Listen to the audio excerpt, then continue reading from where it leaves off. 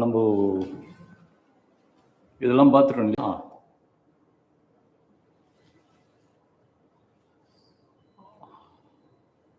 Ethics in public administration, ethical concerns, ethical dilemmas, laws, rules, regulations, conscience as the source of ethical guidance, accountability and ethical governance, then strengthening of ethical and the moral values and governance, ethical issues in international relations, funding, ethical issues in international funding, corporate governance பார்த்தோம். இப்போது இது மட்டும்தான் நிற்குது. Probity in governance, concept of public service, philosophical basis of governance.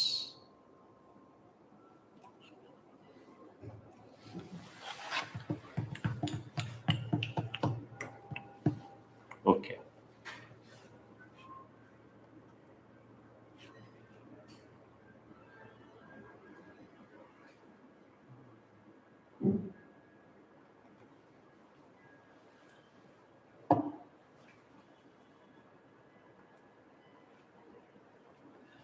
Ethics in international funding.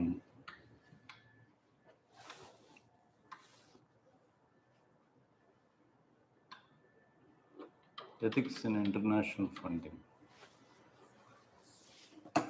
எல்லாம் text படிக்கக்கூடாது. எல்லாம் text படிச்சுட்டு தியரிட்டிக்கலாக அது அப்படியே பண்ணணும்னு எதிர்பார்க்கும். Okay,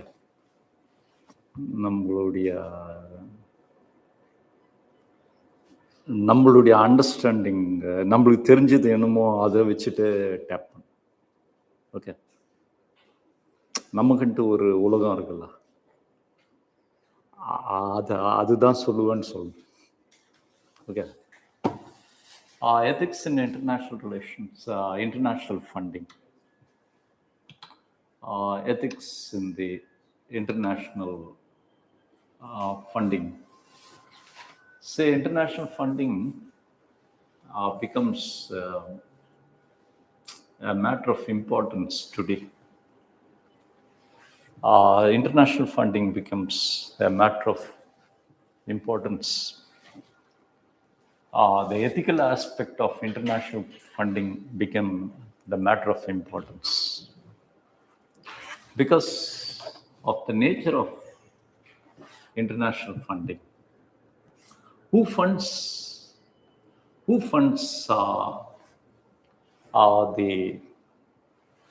because it is a matter of international funding is important because of managing global capital. International funding means today it deals with the global capital. Why ethics in global funding is important? Because of the nature of global capital. Global capital today is known for the critical humanism. That means the criticality of the human life. It deals with the criticality of the human life. The criticality of the human life, one is because of highly impersonal. Global capital is managed by the managers who are sitting somewhere without knowing the intensity and the impact of fund on the society. It is highly impersonal and it is influenced by the global market, known for its unprecedented and asymmetric. There is no match between objective of the global funding and the impact it creates on the society. And it is very important. Global capital is known for the criticality of the life of indigenous communities, the life of indigenous communities. That is the first reason why the ethics in the global funding is important. Then international funding is important. Then the second one is, it became important because of the developing countries undergoing second generational reforms. The second generational reforms in which they are performing the role of enabling state character of the developing countries. Enabling state character of the developing countries. Enabling state, which means a facilitative role. That means the dual role. One is to enable the free role of global forces, free role of the market. And second one is to enable the access of the benefits of the market to reach vulnerable sections. So, the global funding or the international funding is associated mostly with the projects of public-private partnership, the projects of joint ventures, and also the projects of the bilateral cooperation,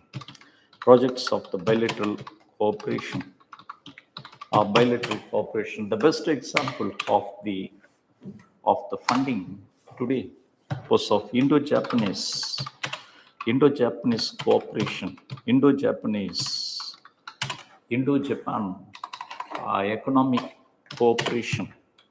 Indo-Japan economic cooperation is associated with the JICA, Japanese International Cooperation Agency, and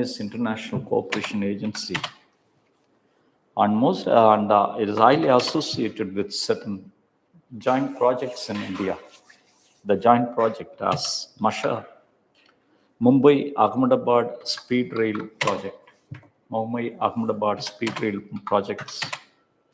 Then the metro infrastructure project, the metro projects of the major capitals of India, metro projects of the major capitals in India, as well as the critical infrastructure projects as desalination plants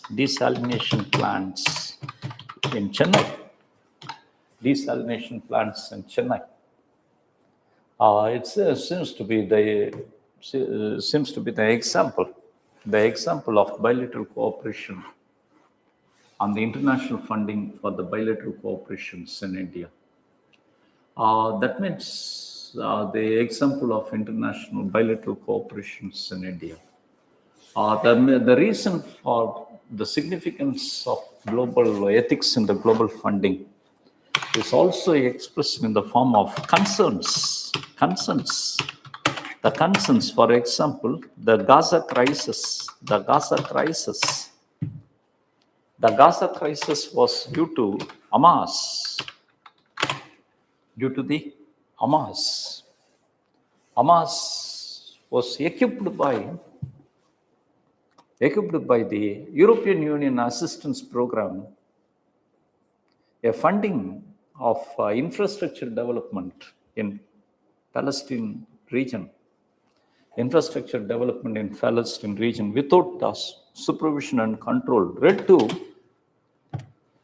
promotion of terror infrastructure, tunnel constructions, missile manufacturing, terror infrastructure. So the global capital of highly impersonal, then enabling state character, then the concerns. So this makes the international ethics, the importance of ethics in the international funding. What are the objectives of the What are the objectives of the global capital or the international funding? One is objective. One is international funding is to promote the life standards of the poor countries, developing countries, with the objective of promoting basic infrastructure and services.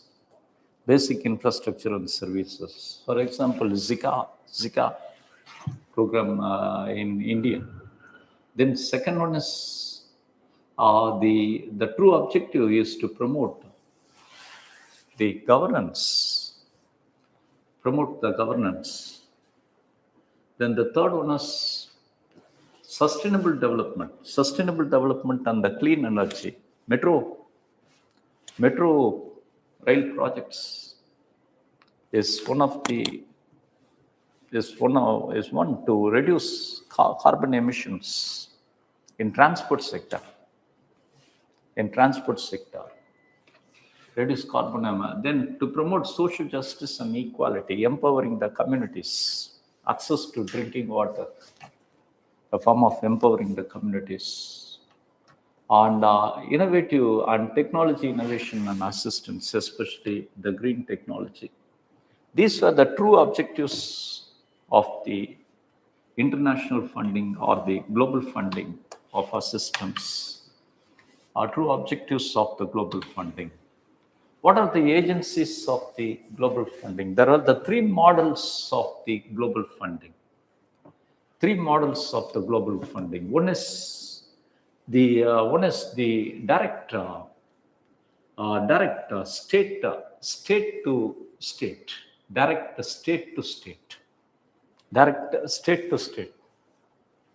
The government of Japan, direct assistance to the state. Zika, direct state to state. Then the second one is the multilateral institutions assistance to the development projects.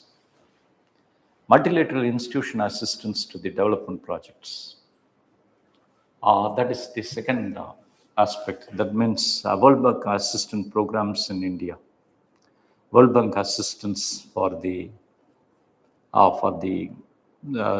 major infrastructure programs of India, as the Ganga clean water, Namami Ganga project. Then the third model is global NGOs and civil society organization assistance. But the three models of the international funding. Three models means one is the government controlled, and the other models are least of the control of government.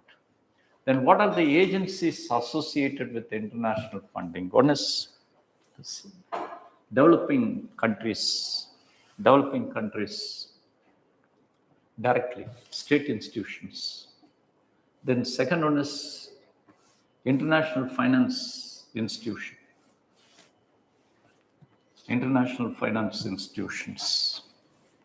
Then the third one is donor agencies like USAID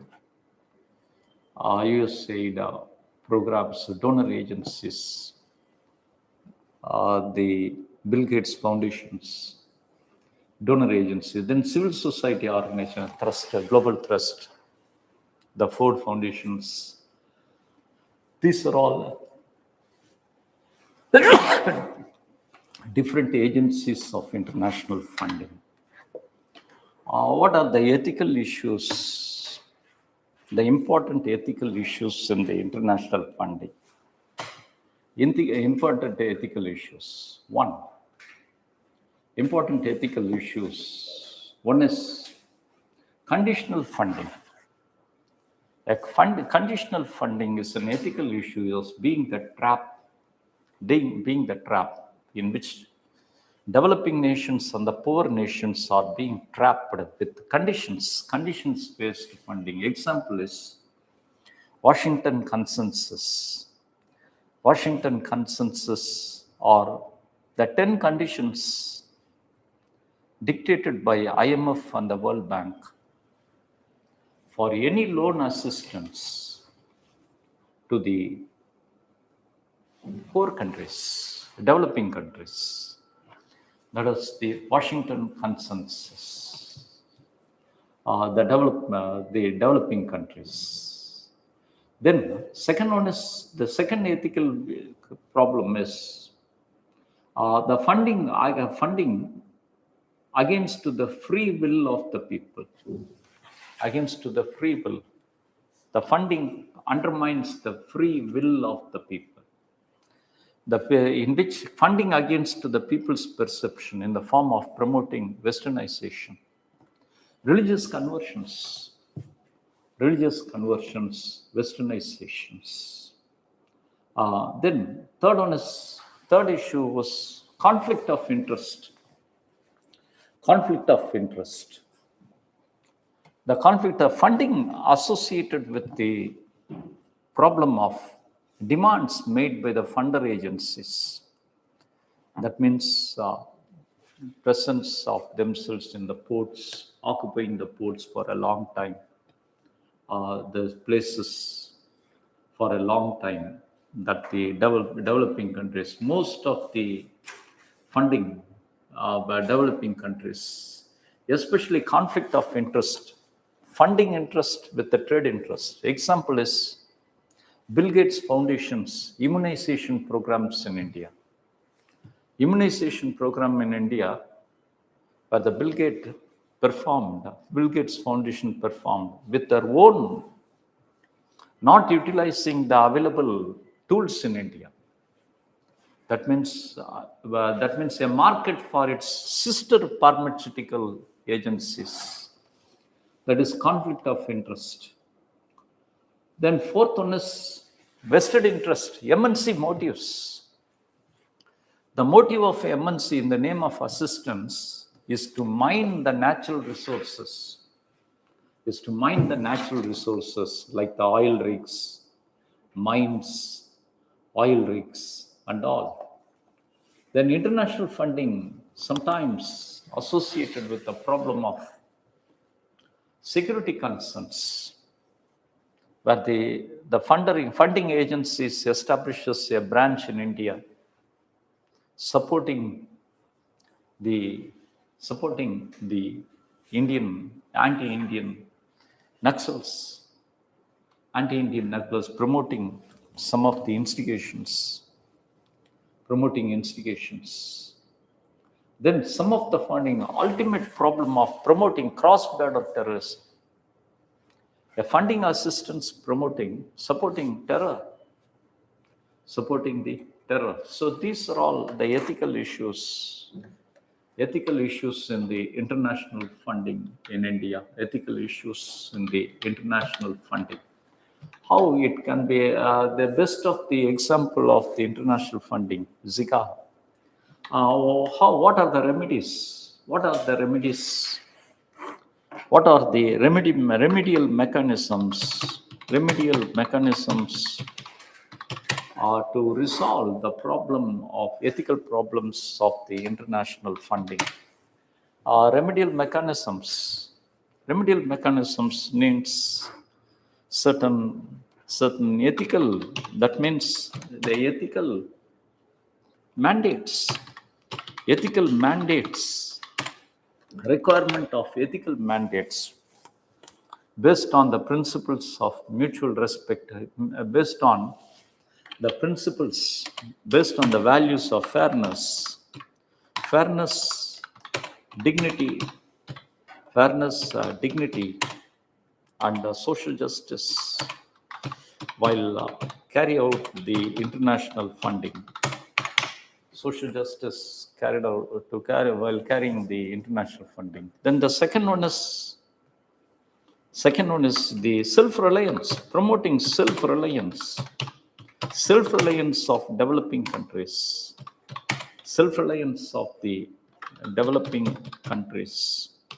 Developing countries in the form of funding linkage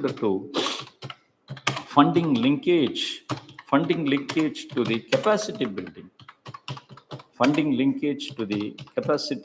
building. Capacity building, that is the importance. Funding linkage to the capacity of building, that is the need of ethical protocol. Then the funding requires sovereign supervision, sovereign supervision,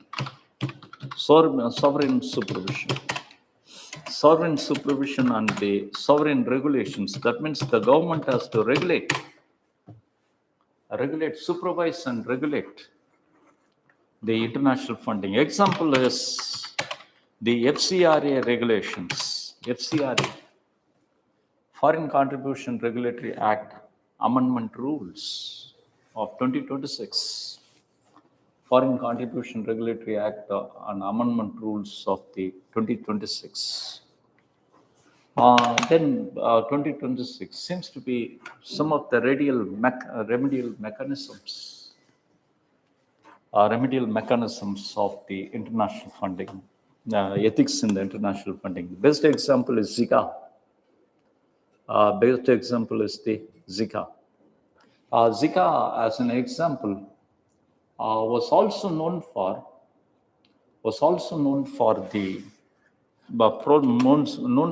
on-time problem resolution procedures.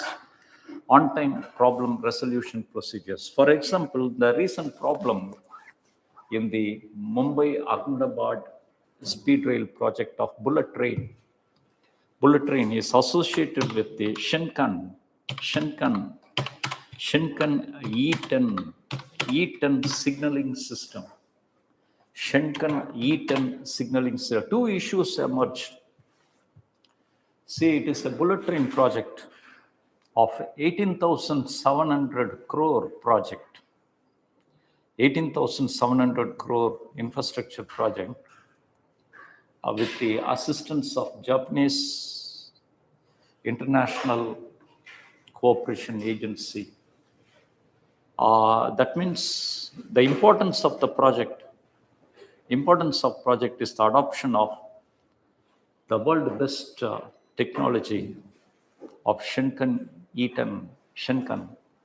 E10 rail and the signaling system.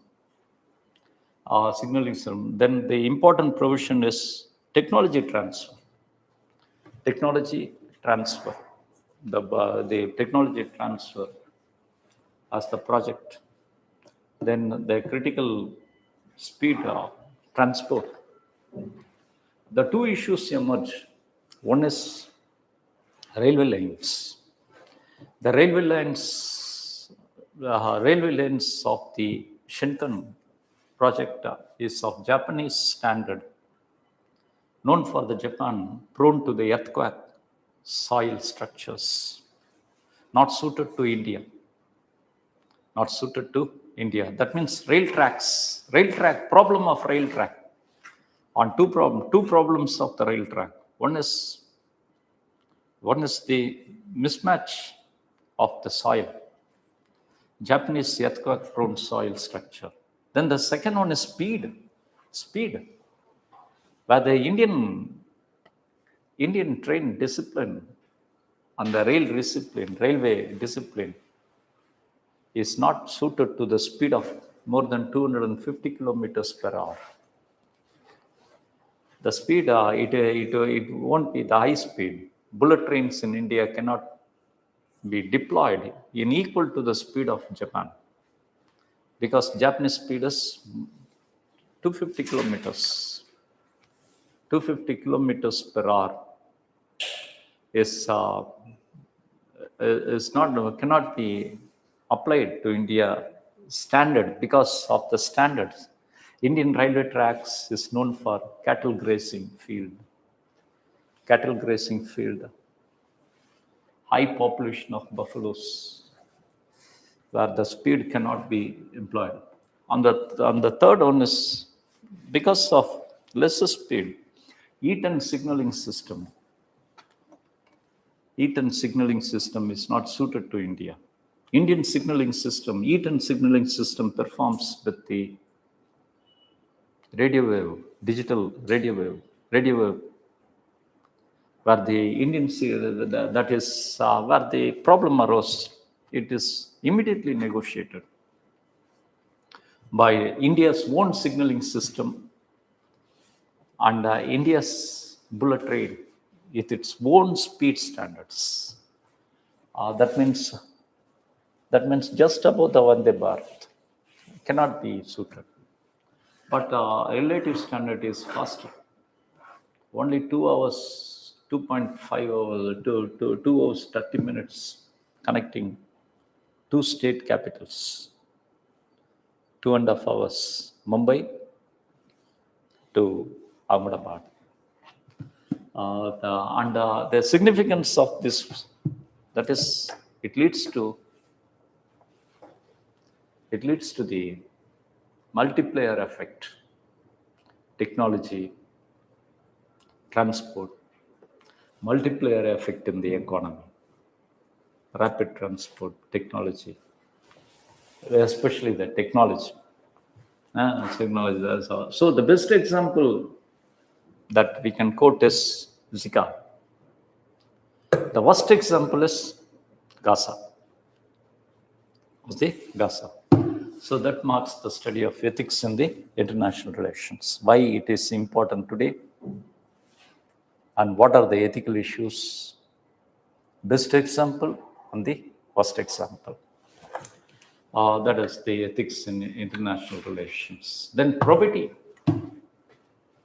Probity. What is probity? Probity is Ninjamundu Nirmayundu Voduraj.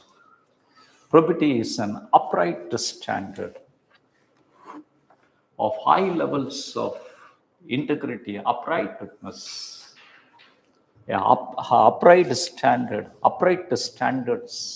of high levels of integrity, honesty,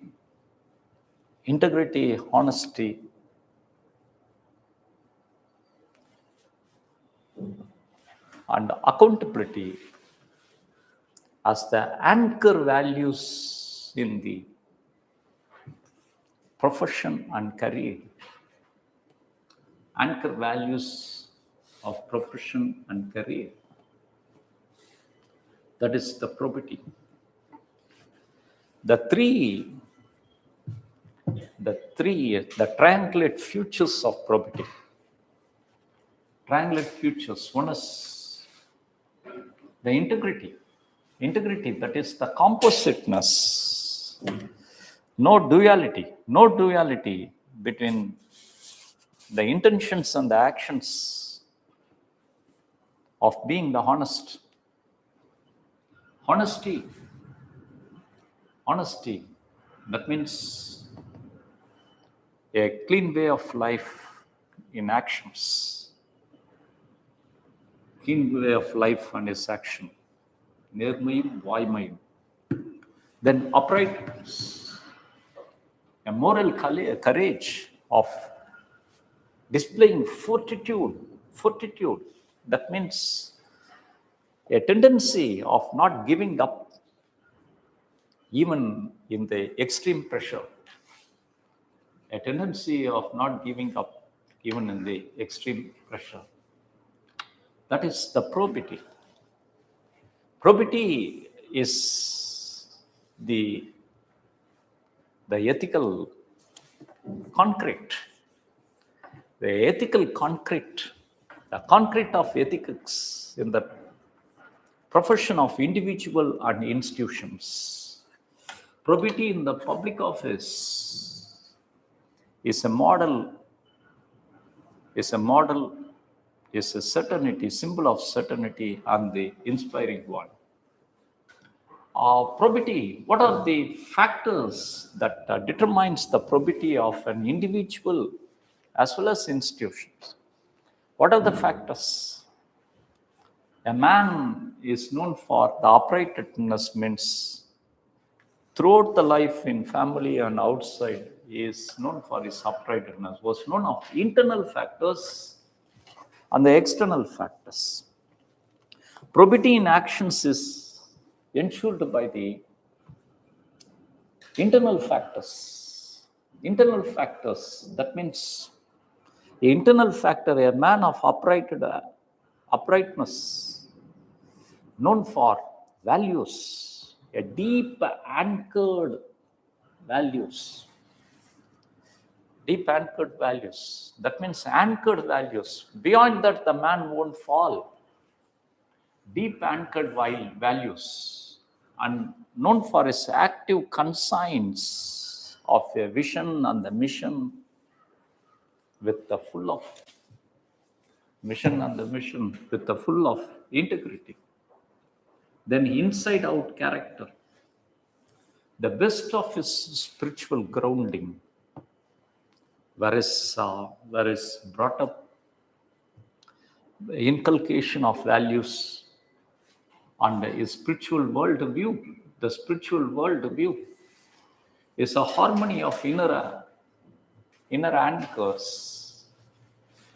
These are all the internal factors which has been reinforced by external factors. A probity for the civil servant reinforced by the external factors. External factors as the code of conduct and code of ethics. Certain codes that the civil servants should follow, do or don'ts, and code of ethics that the civil servant has to express. Then external factors, a check on civil servants' transparency, that is right to information. Operation of external factors as the Citizen Charter, Right to Information Act, Code of Ethics and the Code of Conduct. These are all the external factors that determines probity. External factors that determines probity. Nolan Committee of 1992 in UK established the 7 principles of the values. The 7 principles of the values. Loshia, Loshia. Loshia. Nolan Loshia, Loshia. Leadership, objectivity, selflessness, honesty, integrity, accountability. Loshia, Loshia. Leadership, objectivity, or the open objectivity, selflessness, honesty, integrity, accountability. As the Nolan represents the 7 inevitable traits of the probity. 7 inevitable traits of the probity. Why we need the probity as the core of the public service. Probity as a core of the public service. The necessity of the probity. Probity today is of the three critical futures. One is the necessity of restoring public faith in India. The necessity of restoring public faith. From 2005 to 2014, the 10 years of India are known for multiple scams in which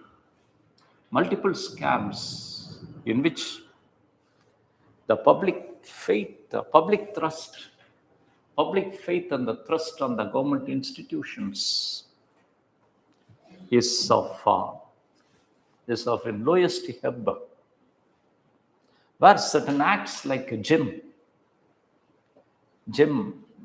where the e-portal, but because most of the scam is associated with the public procurement, government procurement.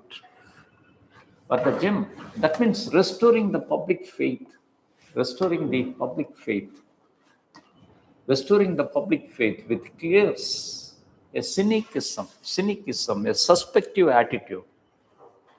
Neat paper leak, neat paper leak lead to the suspective attitude, a suspective attitude of the aspirants and the public on the performance of national testing agencies, which has to restore, with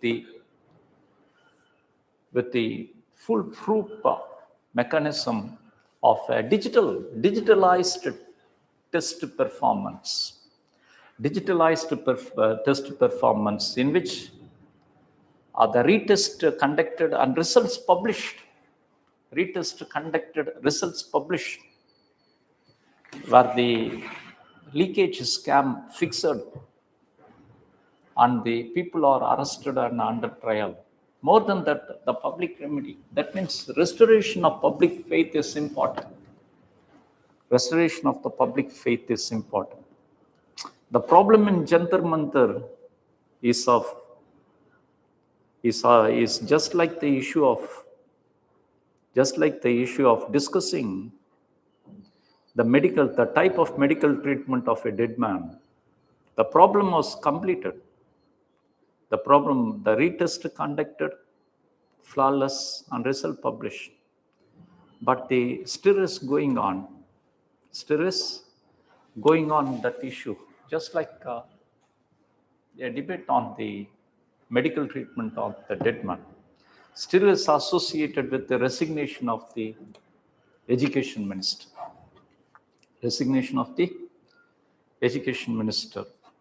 On the grounds of accountability, without evidence of his personal involvement. The personal involvement, that means probity question. There should be the personal involvement. Responsibility in the post-independent India, paper leaks occurred numerous times. Not all the time in which the ministers has taken responsibility and resigned without giving remedy. The remedy was given. So restoring the public faith, then navigating the new, that is the development administration, the advent of development administration, the new development administration in which the state perform the role of one facilitating the distribution of resources, That means state act as an agency of distribution of resources of the market. It is the market that manufacture cooking gas, and state distributes. Then second one is to facilitate the last mile delivery. Two aspects of development administration in which the state serve as a channel of distribution, and state as the guarantor of last mile delivery. In these two acts, probity is the engine. Probity is essential. One. The civil services officers of the highest standards of probity would ensure this. Would ensure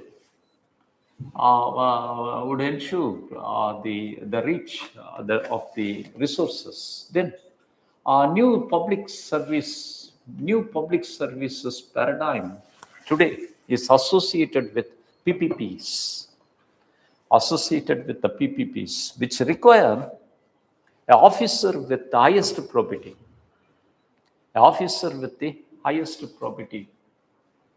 to deal with. Officers of the highest probity who can forecast the project impact of the society. Officers of the highest probity able was known for well execution of the project, well execution of the project. See, it was the PPP models,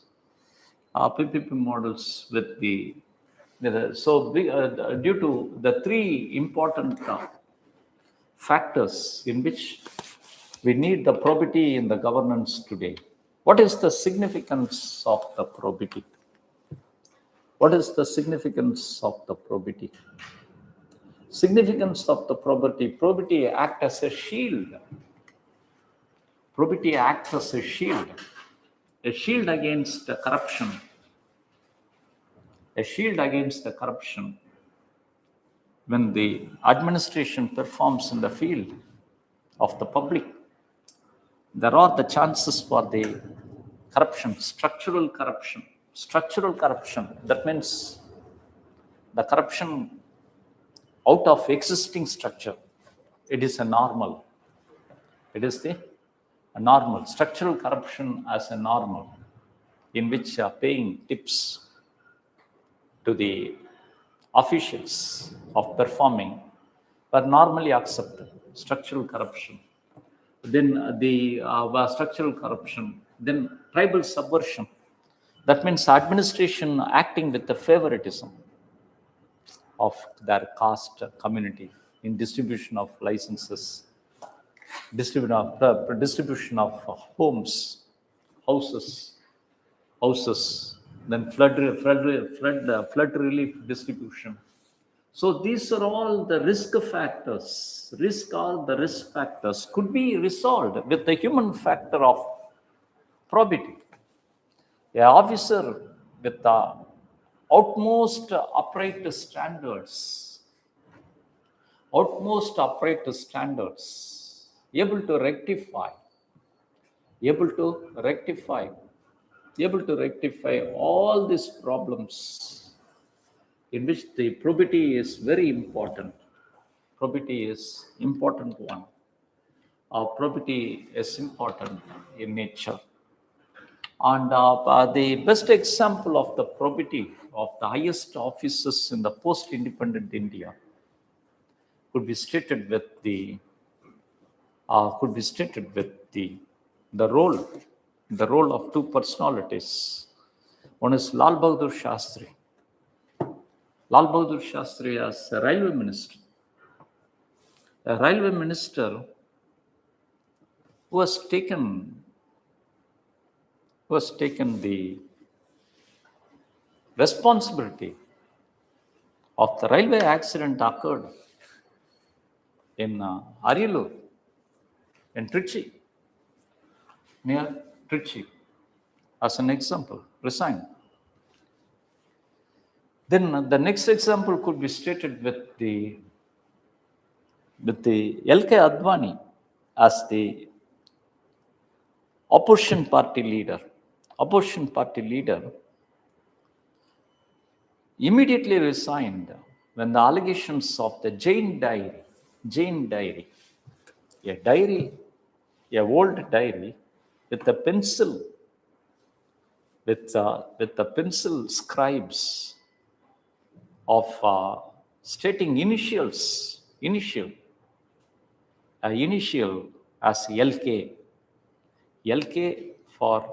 LK with some crores, immediately resigned and subjected himself for the judicial trial. Never asked the proofs. Indian leadership in action. Never asked the proofs, as immediately resigned. As an example, the philosophical basis of the probity. The philosophical basis of the probity. The philosophical basis of the probity was seen in all the philosophies. The probity in the governance and the public office, where the Indian philosophy states as Rajadharma, Arthashastra, where the Gita's Nishkama Dharma, and Loka Sangraha, as the Buddhist sources talks about the welfare of the masses, which requires the administration with highest standards. Then Chinese philosophy of the Confucian philosophy highlights the 7 distinguished quality of a public servant, civil services officer. Confucian philosophy, Ren, Ri, Yen, Ren, Ri, Res, as a 7 traits of the public civil services officer. Chinese were the first to conduct civil service exam in the world. They were the first to conduct the civil services exam, and they were the first to apply the notion of meritocracy in administration. And the Chinese philosophy talks about the Ren as a divine direction for the public servant to act with the highest standards of the probity. And probity is one of the core of Aristotelian philosophy. Aristotelian philosophy is the mark of virtues, a virtue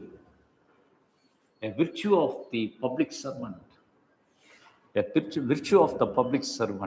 as of unquestionable loyalty and devotion to the state and public.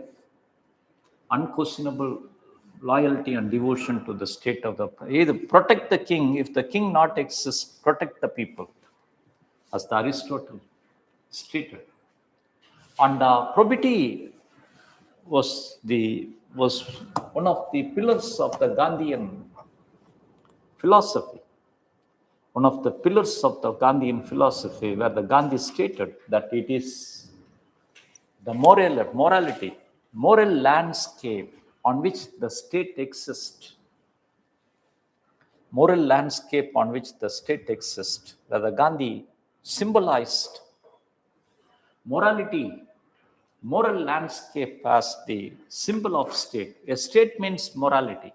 More than authority, it is the morality, Gandhi stated. That is the philosophical basis of the probity. That is the probity. What is probity? Why we need probity today? For the 3 trends. Then determinants of the probity, then significance of probity, then philosophical basis of the probity. An example of the probity. A civil servant of higher probity. A civil servant of higher probity exists in all the incumbent authorities in India, in the state. Then public service. What is public service? It's a self-explanatory. Public service is an obligation. Public service is an obligation of self-explanatory features. An obligation of the self-explanatory features. What a public servant means? Public servant is public service. Public service is an obligation of the self-explanatory, in which the citizens are entitled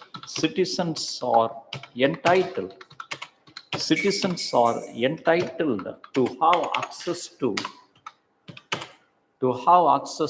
that means the rights, entitled to rights of being served by the nations. Then the rights of efficiency in service. Then cost effectiveness in service.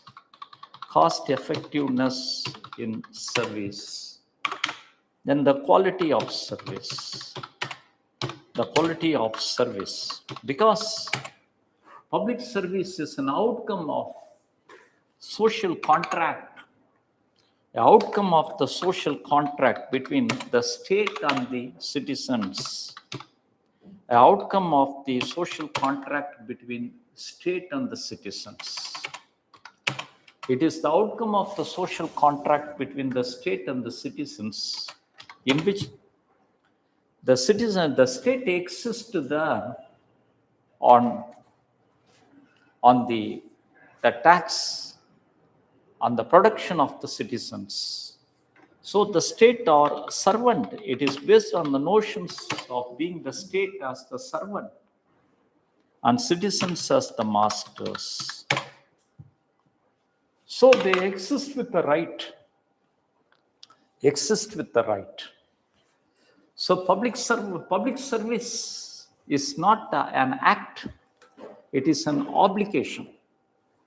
It is a commitment that the state has to fulfill the rights of the citizens, because public service is the outcome of social contract, outcome of the social contract. All the civil servants, or the civil servants are public servants.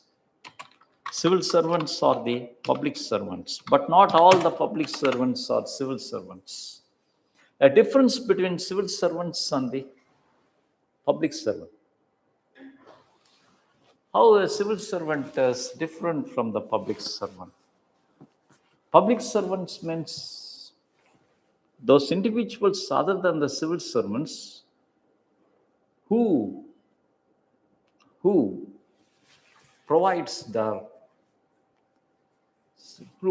to the state institution, contract workers, PPP project workers, contract workers.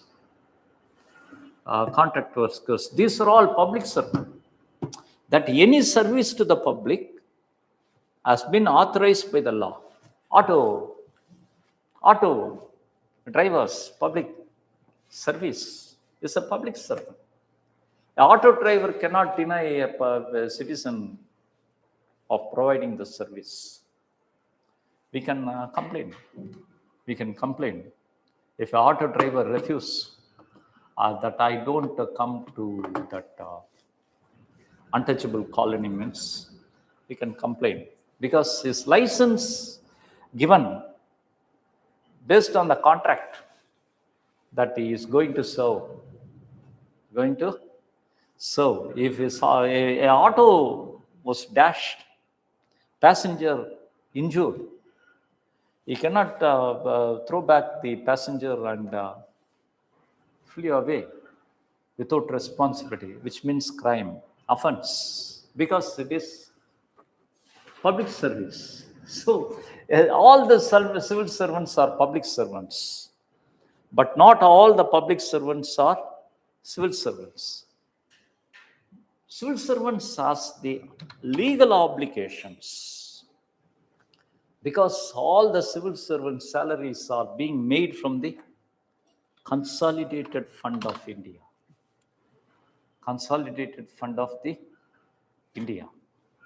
So they lives on the Consolidated Fund of India is a public fund.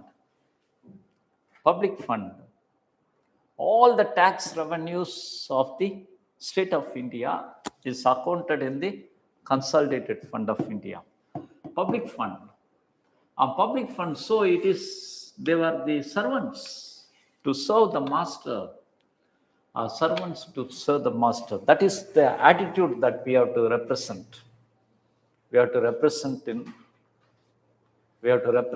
more in the personal test, more in the personality test. So it is attitude. Citizens were the rightful masters, and the civil servants are the servants. Civil servants are servants. That should be the attitude. But this attitude is subjected to certain problem with the advent of privatization of public services in India. With the advent, any example of privatization of public services? Any example of privatization of public services in India? Air India, Tata, public services, privatization of the public services. Konkan Railways, that is privatization of the transport. Education, medical colleges, medical colleges as the educational institutions. These are all privatization. So impact of privatization of the public services became a trend in the 21st century. The recent privatization of the public services, recent privatization of public services, any example?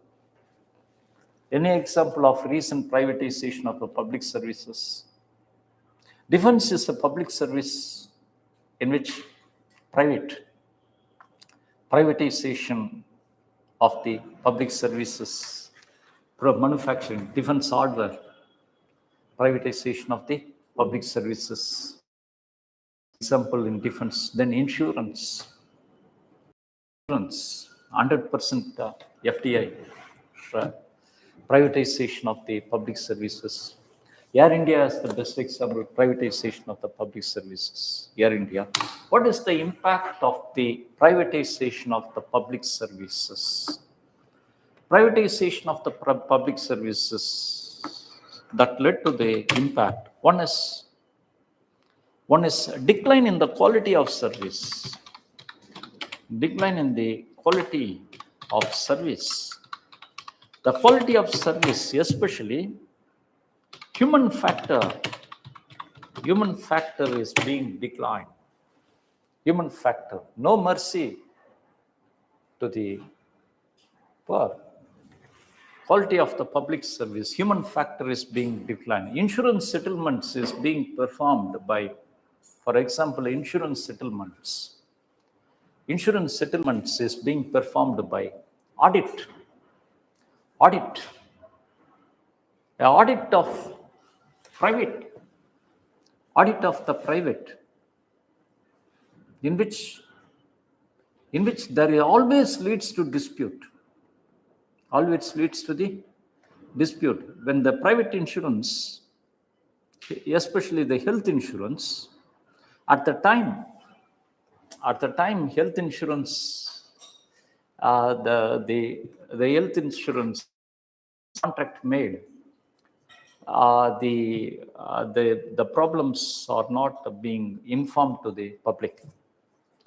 When the person in the IC, person in the bed, IC, intensive care, when claiming the health insurance, the problems of hurdles, because it is the private.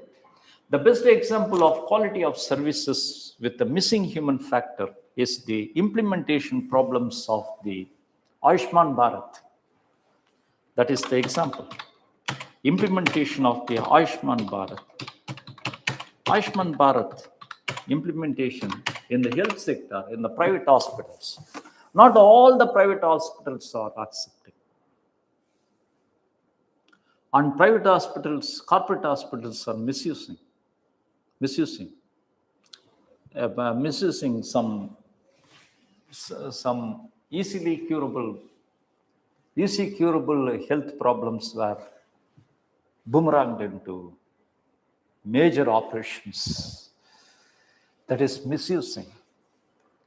That is the quality of service, quality of the service decline because of the privatization. That led to chronic capitalism. The concerns of chronic capitalism. Chronic capitalism means a capitalist ecosystem of favoritism. Capitalist ecosystem of the favoritism. Favoritism. For example, the favoritism, the government is often accused of Adani, where everything is giving favor to Adani, Ambani. Because of concerns of the crony capitalism, when privatization of the public services occurred, privatization of the public services, then corruption. That means the advent of the corruption. It leads to the vulnerability of corruptions. The vulnerability of the corruptions, the quality of service, vulnerability of the corruption. These are all the demerits. These are all the demerits of the privatization of public services. Demerits of the privatization. But the privatization of the public services are demerits of the privatization of the public services, and certain services are being critical. The criticalness of the public services, the criticalities of certain services are neglected. The criticality of certain services are neglected. The certain public services, criticality of public, the health service, critical care access for the people are neglected. Then the neglect, because the private establishment works with the principle of profit maximization. These are all the demerits. But there are also the merit. What the merit? The merit is the expansion of public goods. The expansion of public goods. The expansion of public goods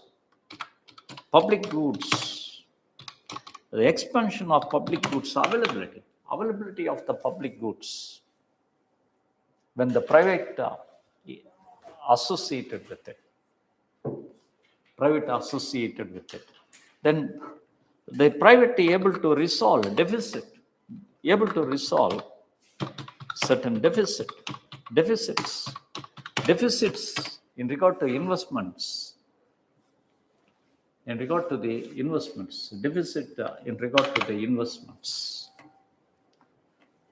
Then the third one is managerial efficiency. Managerial efficiency in delivery.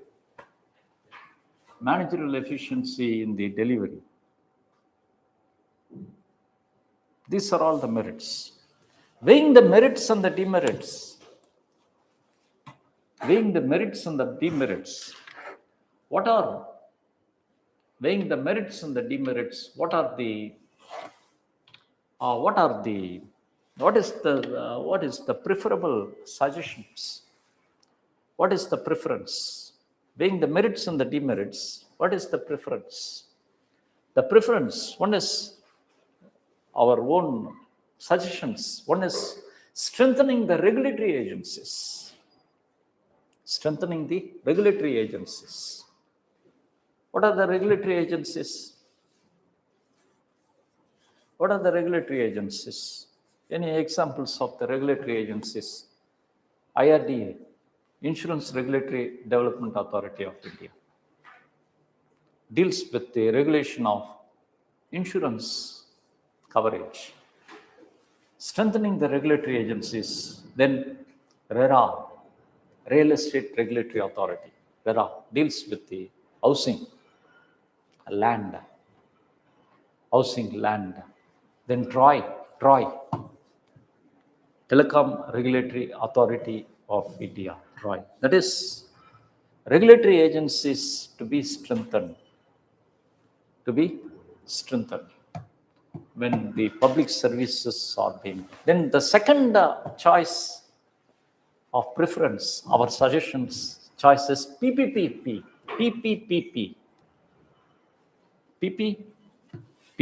public, private,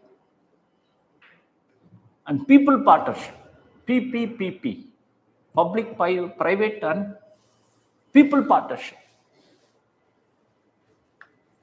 Public-private and people partnership projects. Any example of public-private and people partnership projects? Partnership projects. Public-private and people partnership projects. An example. Manjrega in certain states, Meghalaya model of Manjrega. Meghalaya model of Manjrega, known for people conduct the audit, people frame the plans, people conduct the audit, an audit announcement in public, audit announcement in the public.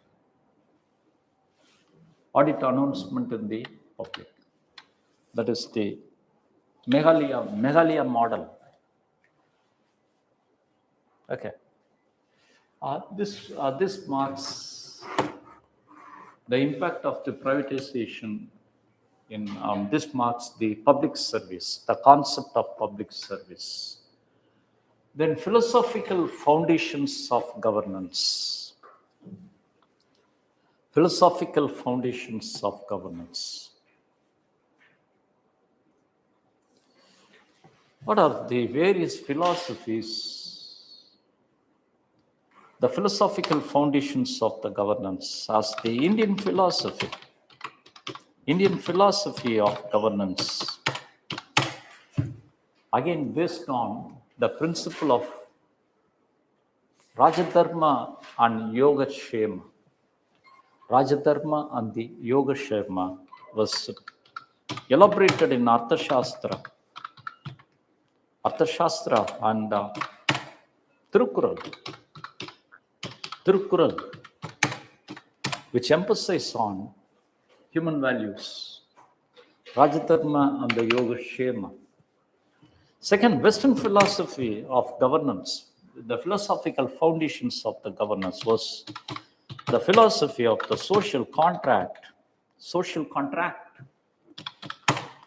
The philosophy of the social contract promoted by enlightened philosophers, enlightened philosophies, where the Indian philosophy, Western philosophy of the governance, enlightened philosophy. Then the Gandhian philosophy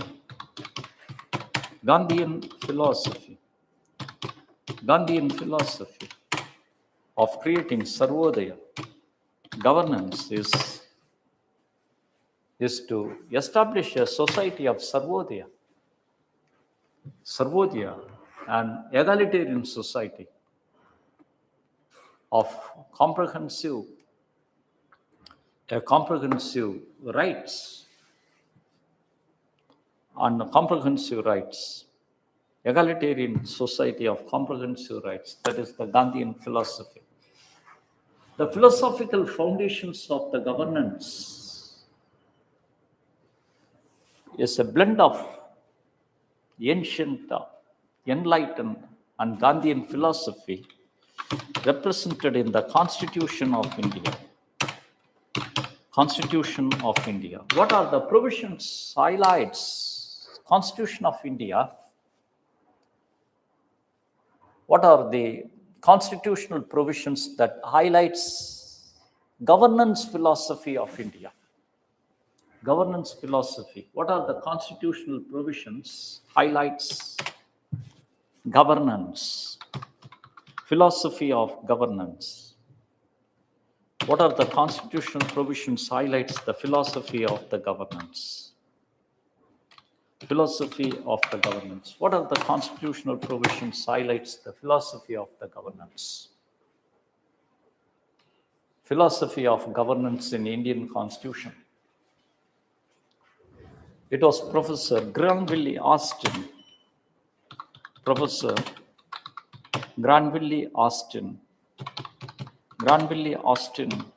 states that the Constitution of India is not a political treatise or not of law. Constitution of India is a legal framework of social change. That means Constitution of India, Professor Granville Austin called as social document. Social document. Constitution of India to Granville Austin is not a legal document, but of the social document. Social document aimed for change, aimed for the social engineering and social justice. Social engineering and social justice, moreover. Social justice, moreover, in which the provisional highlights of the governance are: one is preamble, one is the preamble, one is the preamble. Preamble highlights the means and the ends of governance of the state. Highlights the means and the ends of the governance of the state. What are the means? The means are ideals. An ideal state. A state should be sovereign, socialist, secular, democratic republic. Ends are what it ensures to the people: liberty, equality, fraternity. Then means and the ends. Then part 3 and part 4. Part 3 and part 4. That means the fundamental rights as the means. Fundamental rights as a means. And fundamental rights as a means. And the directive principles of the state policy as the ends. Directive principles of the state policy as the ends. Ends. Then critical objective, as the Supreme Court of India established the golden triangle, the provisions of the golden triangle. What are the provisions of the golden triangle of Indian Constitution stated by the court? The golden triangle provisions that constitutes the philosophy of Constitution. The golden triangle represents a triangle of rights of Article 14, 19 and 21. Article 14, 19 and 21. 19 and the 21. That forms the philosophical foundations of governance of the governance in India.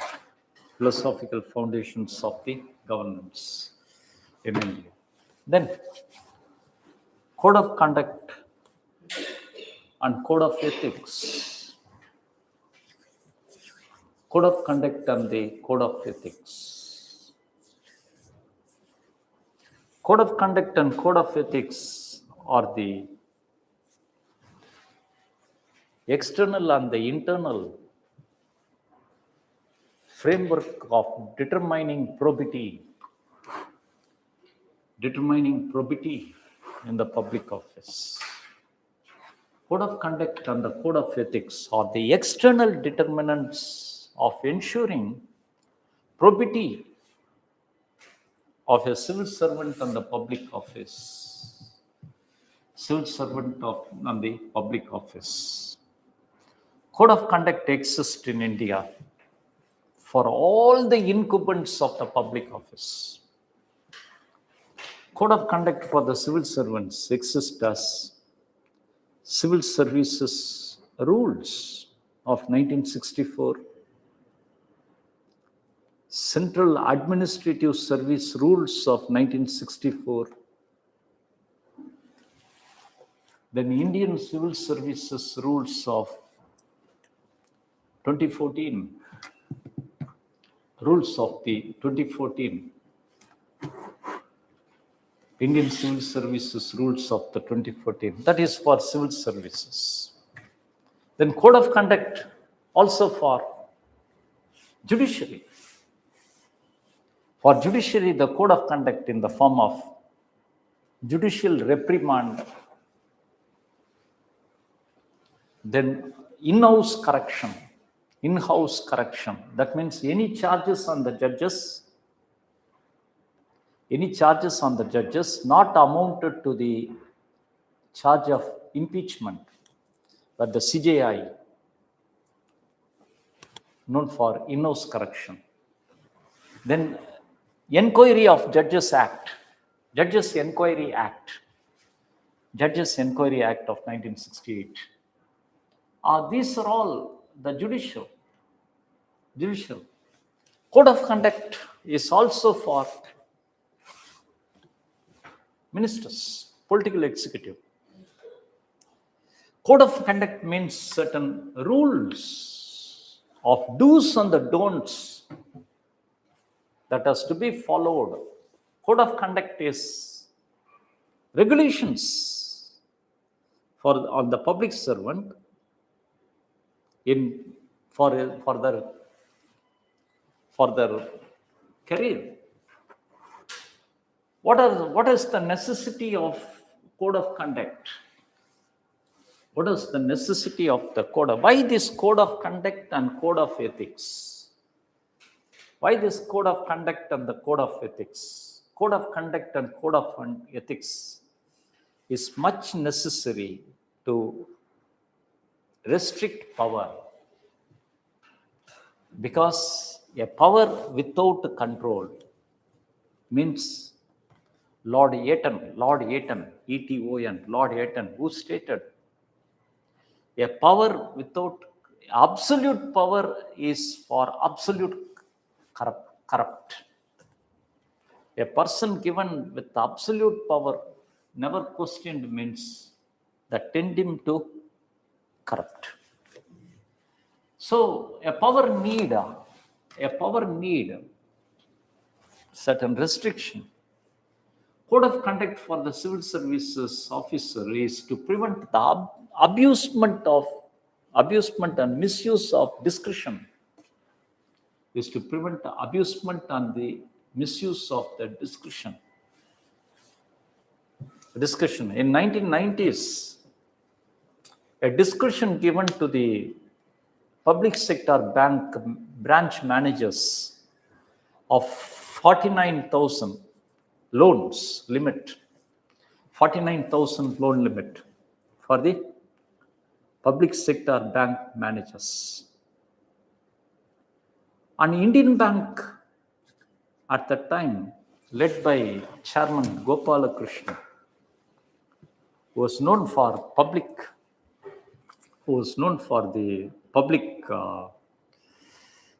known to love to become public figure always. He will be invited to all the public, which includes a housewarming ceremony.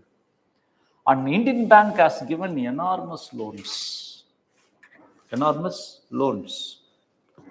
of the branch discretion of 49,000. Most of the loans were given with the favoritism of a cine actress called Kutti Padmini. Name of the loan itself became Kutti Padmini loan. Name of the loan itself, Kutti Padmini loan. That is, nobody asked the brand managers. Never cared of recovery. Never care of the recovery. Madam given a ring to provide loan to some of person, means the loan immediately at evening he will be given loan. Okay, so that is, it became a public, that led to a fall in the public trust on Indian banks. Public started believing that the Indian bank is specialized only for Kutti Padmini loan. So it needed a code of conduct to regulate the members' behavior. Code of conduct. What are the code of conduct? Code of conduct is important. What are the characteristic features of the code of conduct? Code of conduct or the legal code. Code of conduct or the legal. Those are all the legal regulations. Legal regulations. If a person violated means offense, and they are enforceable. They are enforceable on the legal regulations. Code of conduct is to entrust accountability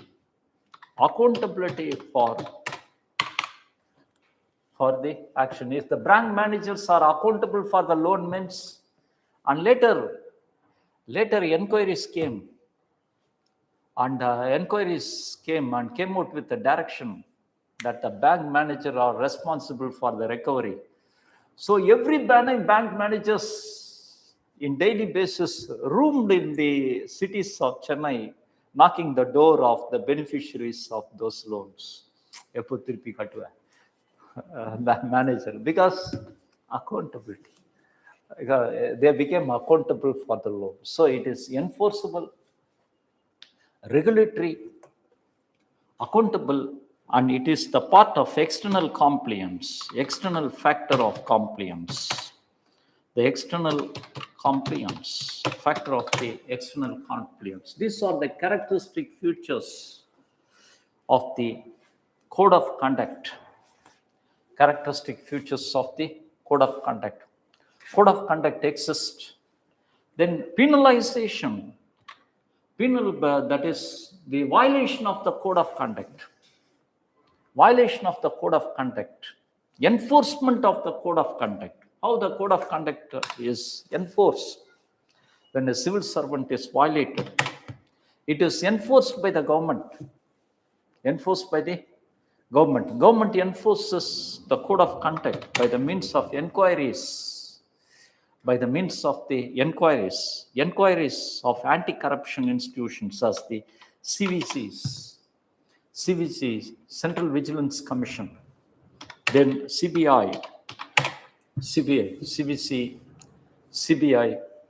Then it is inquiry by the public institution, public statutory institutions. For example, when the code of conduct violated, it would be inquired by the public institution as the National Human Rights Commission. Then the National Commission for the Human Rights. If they violated, National Commission for the Human Rights violated. If the ministers violated, Lokayukta, then Lokpal, or the agencies enforces the code of conduct. Those agencies enforces the code of conduct. And the code of conduct for the civil services, if violated, these are all the code of conduct promoted by the civil services, civil servants, the departmental inquiries, then the CVCs are known for the penalties.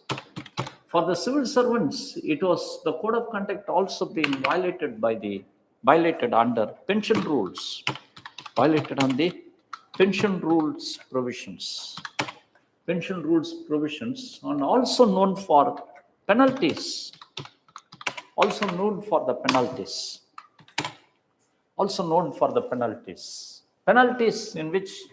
Penalties are categorized under minor offenses and major offenses.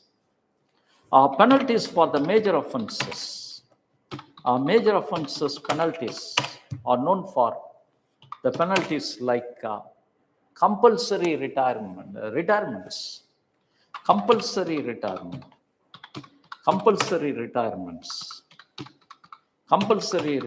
from the services. Nearly 50 officers were forced to retire in the central services. Then the second one is the dismissal.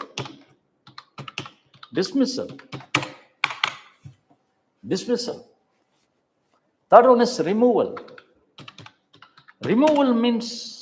Dismissal means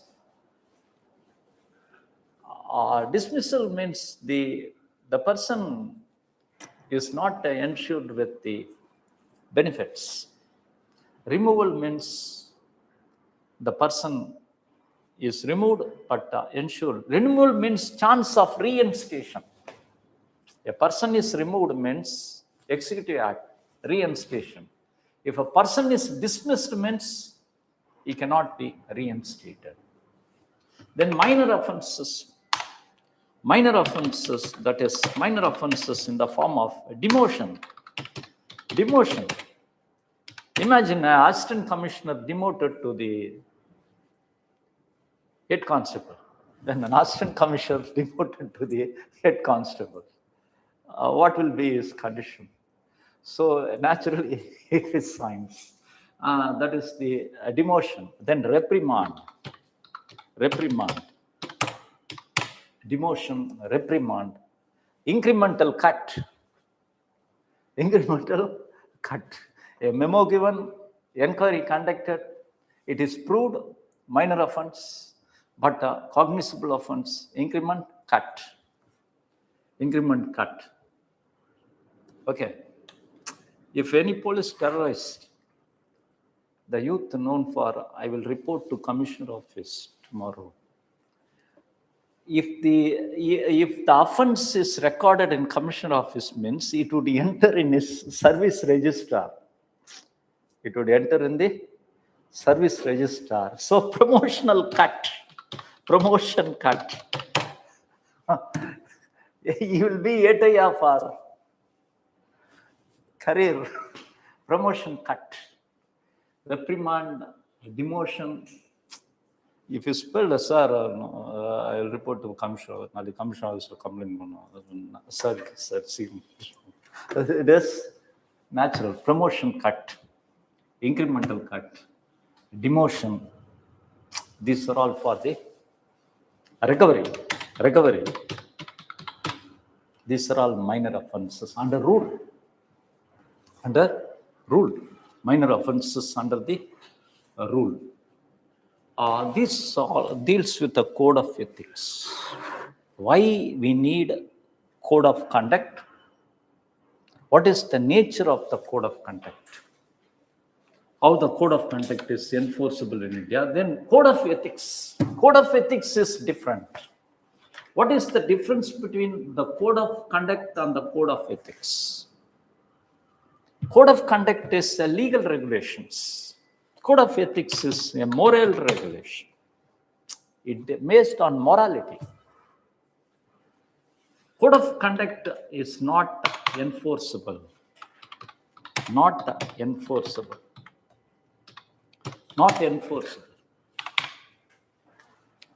Code of conduct is of responsibility.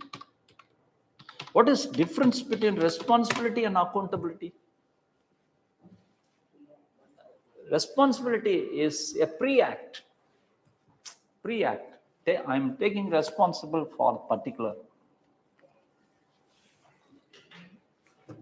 Accountability is post-act responsibility. It is to be act with the inner conscience. Nobody asked Armstrong Palme to lay a road. Divya Devarajan, nobody asked her to learn Gondi language, tribal language. Nobody asked. Okay. Then E. Shankaran, nobody asked him to work in the bonded labor. You may have seen that film, Tamil Selvan IAS, Captain. Tamil Selvan IAS, ஒரு படம் வந்து பார்க்கல தமிழ்ல ஒரு IAS collector collector highest ப்ராபிட்டி captain displays Captain educates the IAS officers, how IAS officer to perform with the highest standards of probity in personal life and in the public life. அந்த படம் அதில் Tamil Selvan, that is Captain would visit the victim rebel of a bonded labor, and he listens his problem. That is empathy, understand the empathy. And he associated with the RDO and local staff. Next day joins a bonded labor and experience one full day of the labor. ஒரு நாள் ஃபுல்லாக work பண்ணுவாங்க. அப்போ real time அந்த எம்பத்தி அந்த படத்தில் அதை காட்டுவாங்க, ரியல் டைம் எம்பத்தி. ஈவினிங் சீல் வச்சுட்டார் bonded labor. அந்த எபிசோட், அந்த படத்துக்கான அந்த எபிசோடு இ சங்கரன் ஐஏஎஸ் ஆந்திர பிரதேஷில் அவர் போய் ஒர்க் பண்ணார். போய் ஜாயின் பண்ணி என்ன கண் கூட பார்த்துட்டு அதை எடுத்து அந்த படத்தில் ஃபோர்காஸ்ட் பண்ணார். தமிழ் செல்வன் ஐஏஎஸ் அந்த படம். See, it is nobody asked Shankaran just to know what is the real problem of the bonded labor, to have not only the sympathy but a empathetic role. அதில் கேப்டன் அழகா நடிப்பார். Okay, ஒரு corruption against ஒரு பெரிய பிரச்சனை, corruption against போராடுவார் ஒரு IAS officer. இது கோட் ஆஃப் எத்திக்ஸ், அதில் அந்த ரோல் கிளீனாக தெரியும். Code of ethics and code of conduct. போய் இப்போ சீஃப் செக்ரட்டரி கிட்ட பேசுவார். நீ ஏன்டா ஒத்துமான்ற அவனுக்கு சொல்கிறதுன்னா, நான் ஒத்துக்க மாட்டேன் சார். அவர் செக்ரட்டரி பேசிகிட்டு இருக்கும்போது அவருக்கு லஞ்சு சர்வ் பண்ணுவார். லஞ்சு சர்வ் பண்ணும்போது தயிர் போட்டுப்பார். சிஎஸ் தயிர் பர்சனல் மீட்டிங் லஞ்சு சர்வ் பண்ண தயிர் போட்டுப்பார். தயிர் போட்டுக்கும்போது நீ ஏன் ஒத்துமான்றன்னு அப்போ கேட்பார். தயிரில் உப்பு வேணாண்ணா சார், நான் ரொம்ப உப்பு போட்டு சாப்பிடுவேன் sir. Inner voice, internal values அதை சொல்கிறான். Okay, say these are all the aspects. That's the difference between code of ethics and code of conduct. What is the necessity of a code of ethics? A necessity of the code of ethics is it provides a vision for the civil servant, a professional vision for the civil servant, professional vision of the civil servant, and it is a value of management values is objective management value that determines his vision, that is his objectives, his vision of egalitarianism, utilitarianism, individual rights and distributive justice as the objective were all encompassed as his inner call, as the inner voice of conduct. Characteristic features of the code of ethics. Characteristic features of the code of ethics. Code of ethics of a civil service is rooted in the fundamental principles and the values he believes. Second,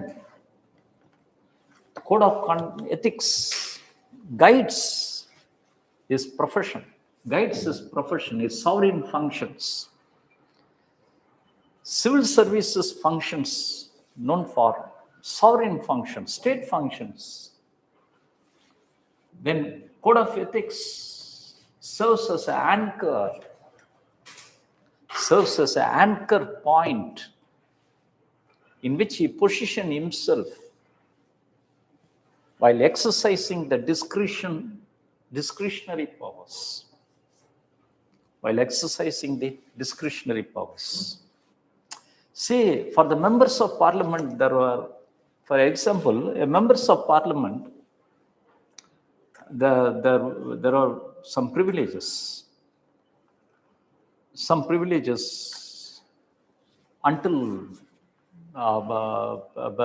that privileges include the members of parliament has got the privilege at the time of giving the license for gas connections. License for the gas connections of his discretion. A MP is having that privilege at the time. When the gas connections were given with the favoritism, political favoritism at that time, that was the privilege right from 1970s. From 1970s, the member of parliament has the privilege. In 80s, 90s, has the privilege. When the NDA government, NDA one government of Atal Bihari Vajpayee, when the NDA government came to power, the gas distribution became a populist project. More gas distribution, unprecedented scale, because privatization of the gas mining sector was done. More and more gas connections given to the people. After NDA government, UPA immediately launched an inquiry that in the ground of favoritism, right from the 70s, it was not questioned. But the UPA government launched an inquiry. The inquiry was started with the Arun Shourie, an author.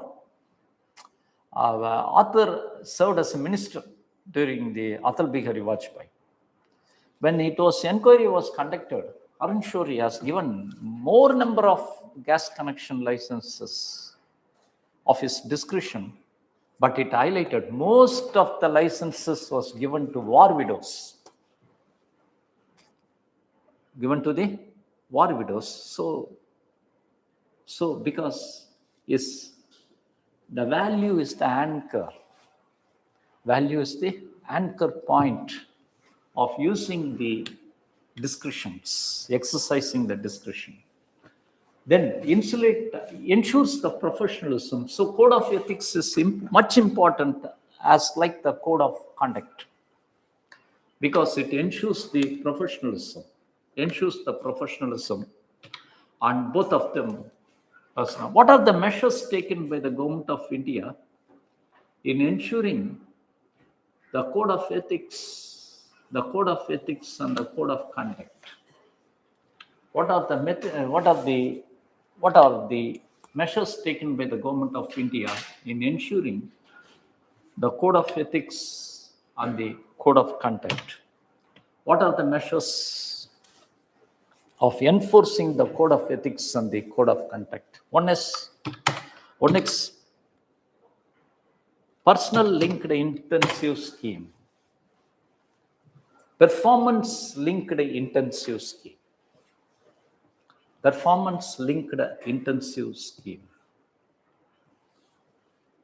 then strategy of perform or perish. Strategy of perform or perish.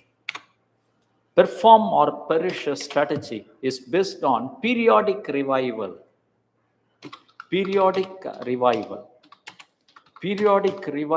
of the career of the civil servant of every 15 years and 25 years. Underperformance was given with warning in the 15th year review. On the 25th year review, if it's same reported, it would be removal from the service. It would be forced resignation from the service. Nearly 50 officers were taken.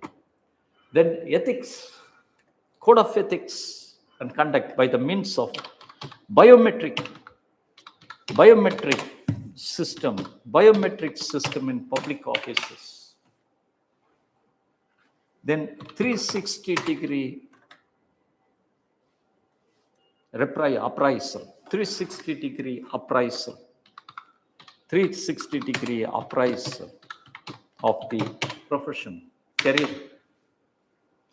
Then lateral entry scheme.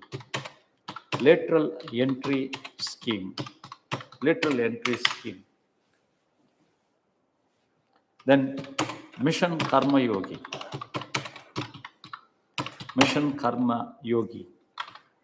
We already discussed Mission Karma Yogi. Okay. This represents code of ethics and code of conduct. Both are external, both are essential for probity. Both are differ with each other. One is enforceable and other one is unenforceable. And the government measures of enforcing the code of ethics and the code of conduct. Code of ethics and the code of conduct. The government, that is 15 to 25 years, reprisal, immediate terminations, merit, integrity and performance. ARC2 Commission recommendations. Administrative Reform Commission recommendations. Administrative Reform Commission recommendations stated that enforcement of code of ethics and conduct for the ministers, code of ethics and the code of conduct also for the ministers. Then enforcement of then the ARC Commission Article 311,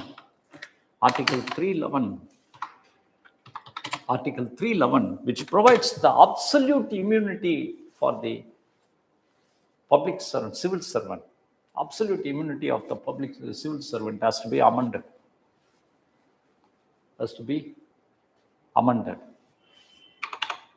Then the absolute immunity of the civil servant has to be amended. That was promoted by then the ARC Commission also highlight value mentoring for the civil servants in their career. What are the problems of the enforcement of code of ethics of the civil servants? The problems of enforcement of the code of ethics of the civil servant. Problem is Article 311 of the Constitution, which provide absolute immunity to be removed, as it was stated by the ARC Commission. Then penalty rate is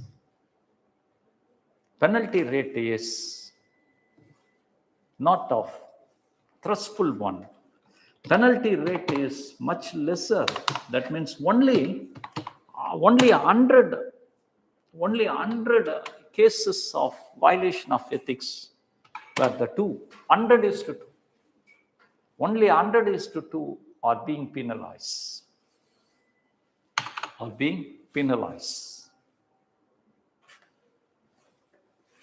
Then problem is the offices of joint secretary and above requires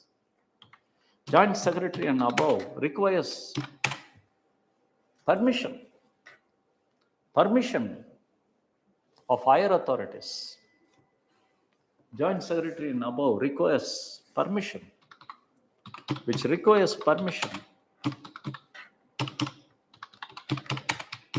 Then prolonged time of inquiry, The prolonged time of inquiry. Prolonged time of inquiry that makes the civil servant without fear. But the charges are pending, he retire. So you need not to care. Okay, without fear. Then very important one is separation. The separation of the charges. The separation of the charges in favor of civil servant. That means the charges of corruption and the charges of amazing wealth. Charges of amazing wealth.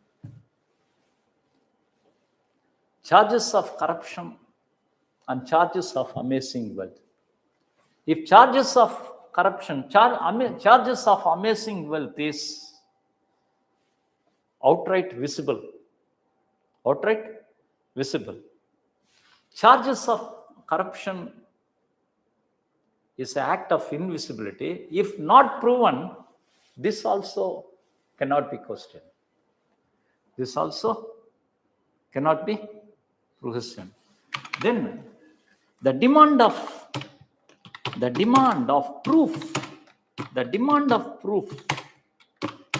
of red-handed proof. Red-handed proof. The demand of red-handed proof that is in favor of corrupt civil servant, many chances to explain. Many chances to explain. It is the authority to prove the modus operandi. There are many chances to explain. Okay. So these are all the problems. What is the solution? What is the solution? Solution is removal of Article 311. Article 311. Removal of separation. Removal of the separation. Placing burden of proof on burden of accusants. Burden of the accusants. Burden of accusants. The problem is also of nexus. Nexus. Nexus. A civil servant who violated nexus. Namatna niyamata. Nexus. A civil servant who violated the provisions. Amazed wealth, having the nexus with the political executive, and political executive having the nexus with the bureaucrats and with the mafias, criminals. So nexus, these are all the problems. Okay, that is the code of ethics and code of conduct. Then work culture. What is work culture?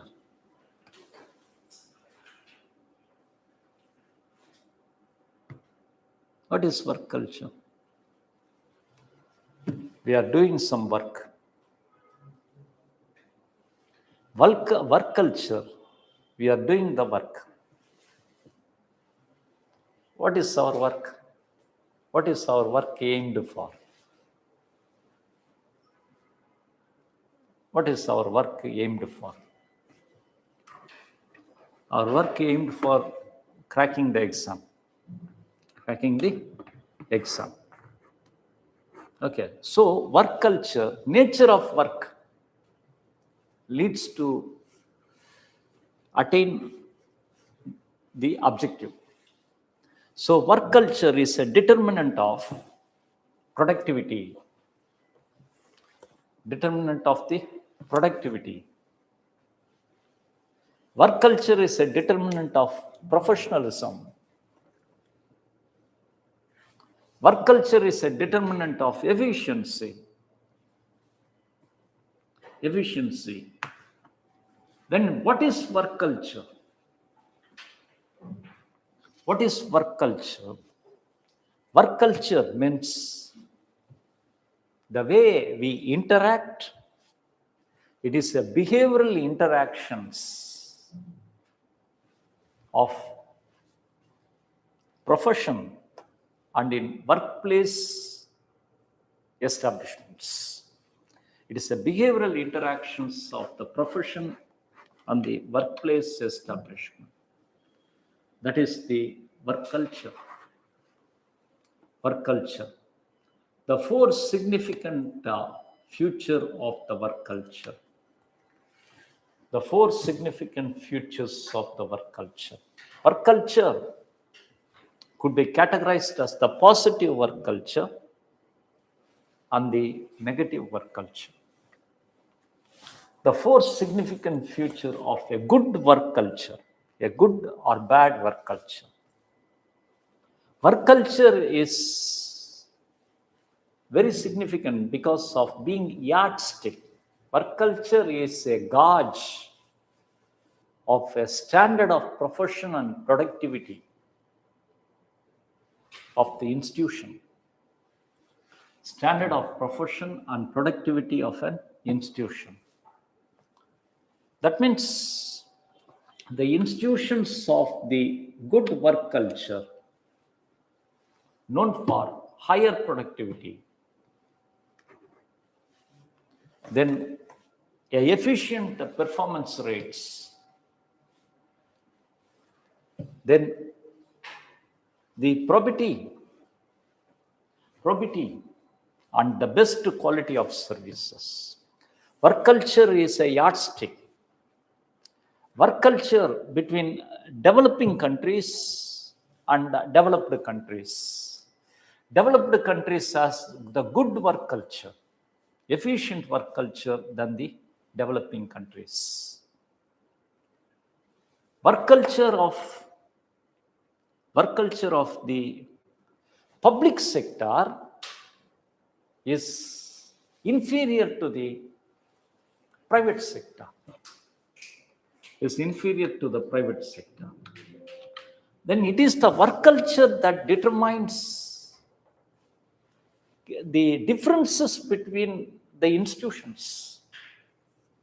Work culture of ISRO cannot be matched by the work culture of health sector. Work culture of the local corporations cannot match the ISRO's work culture. So public institutions, what are the reasons for the bad work culture? What are the reasons for the low work culture, low standards of the work cultures in public establishments in India? What are the reasons for the low standards of work culture in public establishments in India? What are the reasons? What are the reasons for the low standard work cultures in the public establishments of India? One is absolute job security. Once at the job,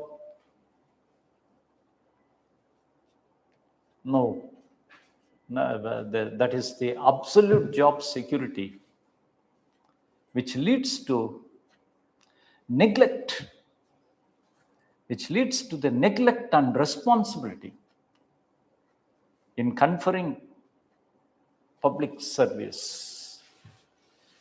That was the then second reason for the low standards of the work culture. That means value deficits. Value deficit. When the government staff working only for the salaries,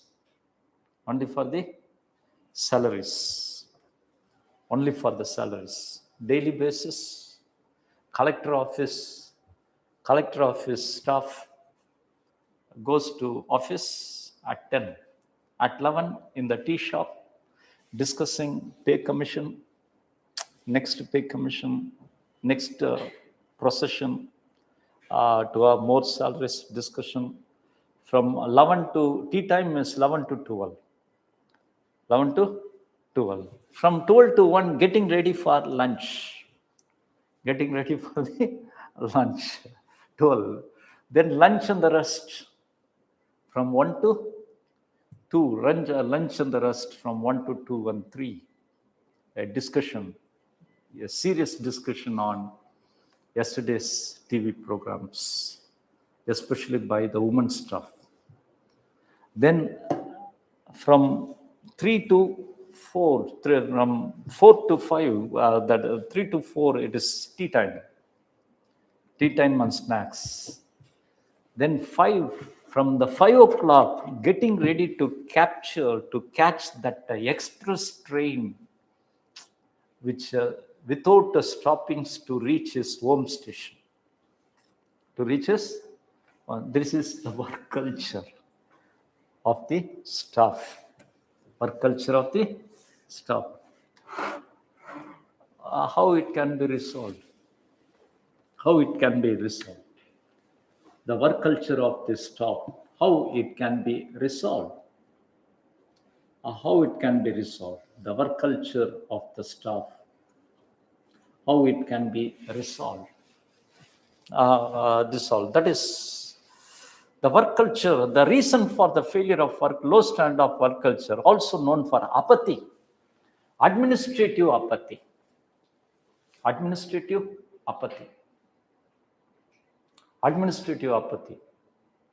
Okay, to do a work, to complete a file process of a poor, nothing going to gain. So setting aside that file and looking after a corporate file, once completed, it would given with gifts and the reward. Administrative apathy. So these are the reasons for the low work culture. The example of the low standards of work cultures in India. The low standards of work cultures in India. The example of the low standards of work culture. Any example?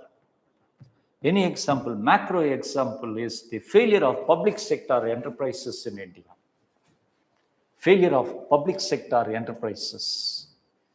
Especially public sector banks in India, since the banking regulations in 1969.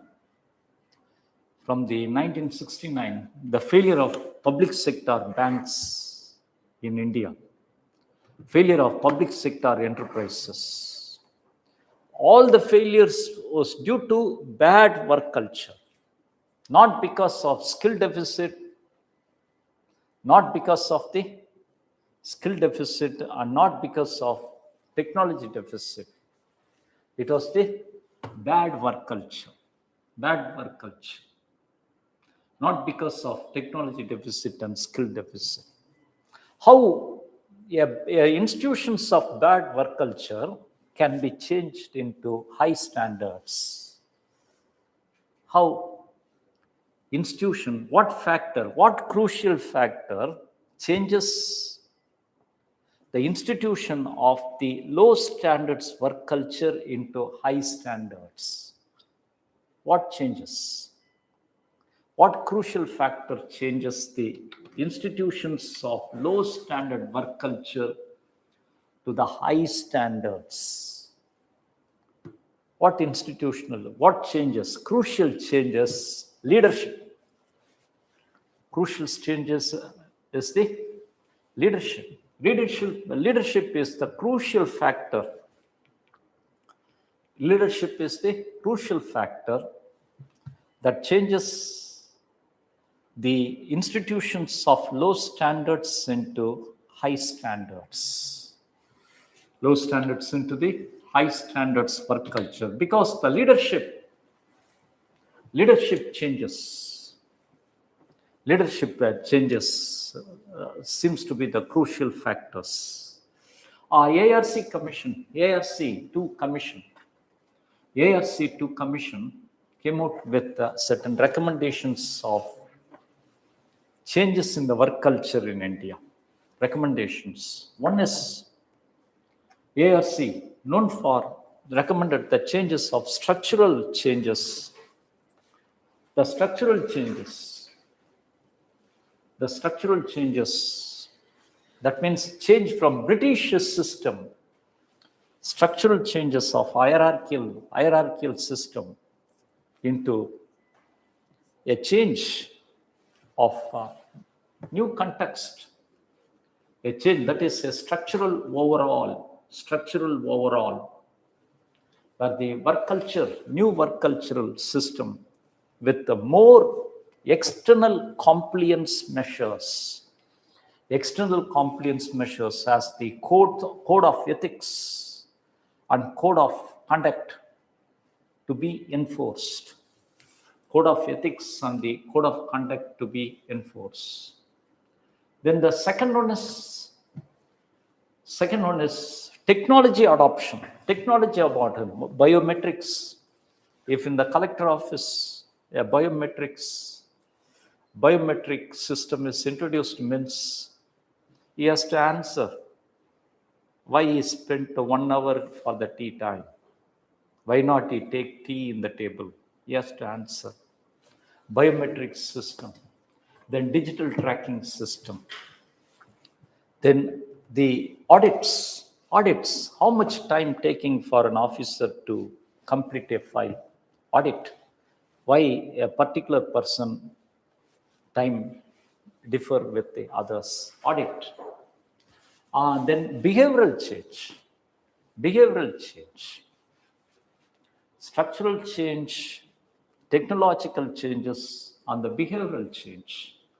The behavioral change where the work culture, behavioral change in the form of leadership inspirations,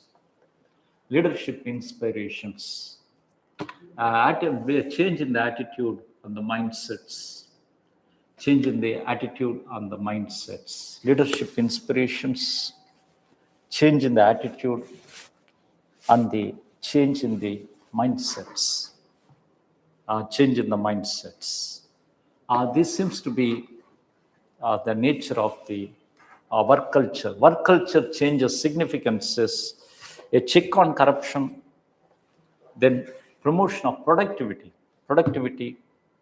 and work culture change significance is of efficiency in public services.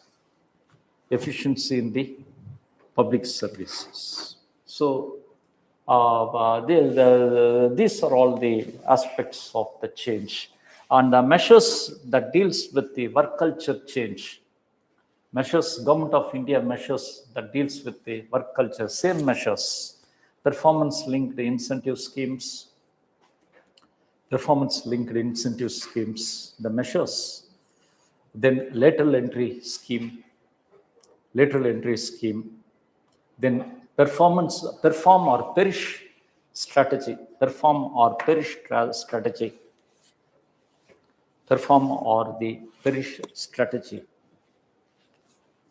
that is to change the work culture.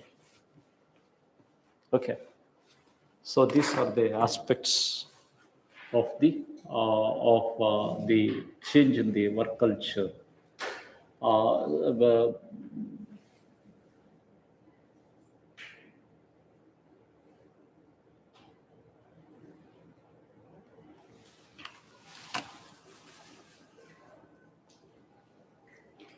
Probity in governance, concept of public service, philosophical basis of governance, then code of ethics, code of conduct,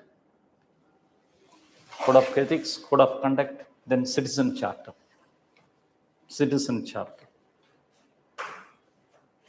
What is citizen's charter? Citizen charter is a declaration, a declaratory document. A declaratory document highlights the objectives, the visions, and the functional system of an institution. The objectives, functional system of an institution serving institution of public service. Institution of the public service. Genesis of the citizen charter. Genesis of the Citizen Charter was of the it was the US government Code of Ethics initiative. Code of Ethics initiative of the US government in 1950s, 1954. Then it was in UK. In UK, in 1991, UK came out with the tradition of Citizen Charter.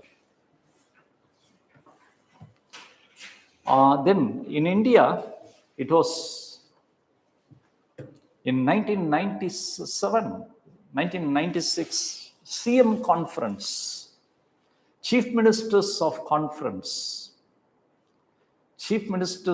Conference adopted the initiative of citizen charters in India. Initiative of the citizen charters. What are the characteristic features of the citizen charter in India? See, Chief Ministers Conference of 1996 led to the first citizen charter in India as Sevotam by the Department of Public Affairs. Sevotam. Now in India, nearly 1,500 citizen charters of various departments. What are the characteristic features of the citizen charters? Citizen charters should highlight the characteristic features of one is the accountability. Then the representation, that is grievance redressal, voices, grievance redressal. Then third, choices, different choices for the public service, choices, grievance redressal. Then transparency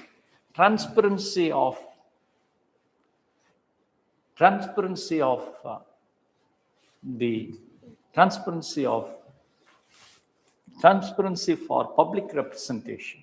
All the numbers, personal numbers. Then objective.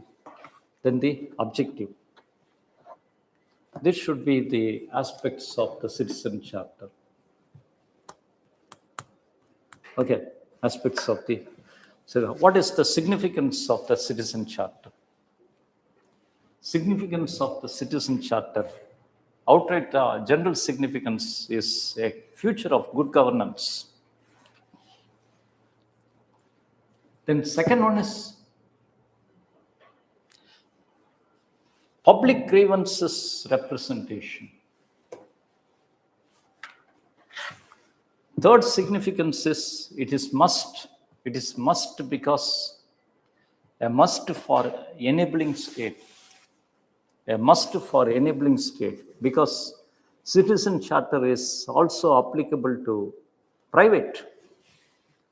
Also applicable to the private and public and private. Must for the private, must for the public. And citizen charter is document of transparency.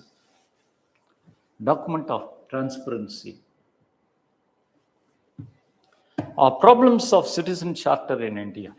What are the problems of the citizen charters in India? Problems of citizen charters of India. First problem of being managerial charter. Manager charter. Citizen charter should be in public perspective. It is a manager charter where the manager is stating what services they are giving. It is a manager charter. Second problem is the manager charter. Second problem is the deficit a deficit of the requirements, Citizen charters in India lacks the adequate access online, offline mechanisms of requirement. Then third, citizen charters never highlights the compensation and the remedies. Compensation of remedies to the public. But despite of all the problems of the citizen charter is an initiative of good governance. Initiative of the good governance and people participation in the governance.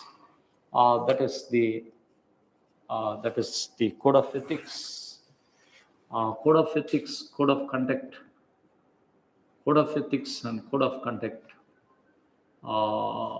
the citizen charter and other aspects.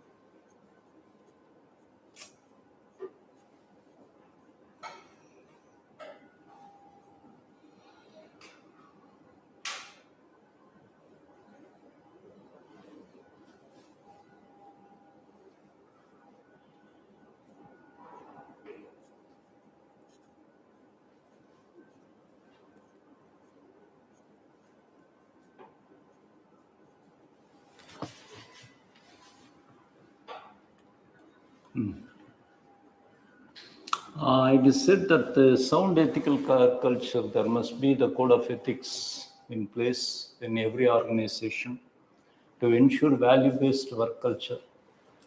What suitable measures do you adopt in your place?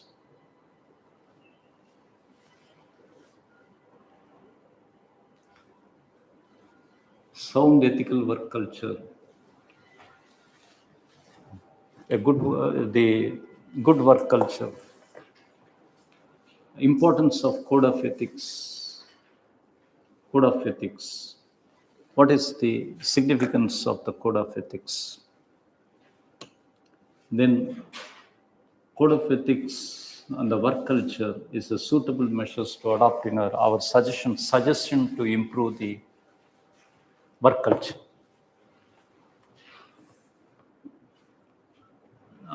India is the emerging economic power of the world. IMF projection.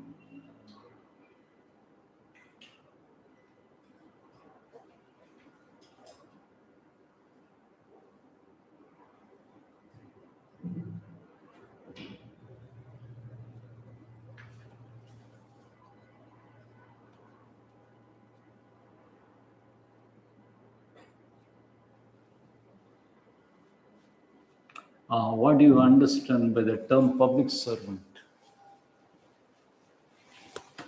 Reflect on the expected role of public servant.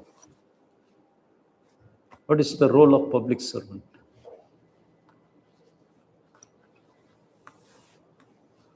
Role of public servant is conformity in delivering the service.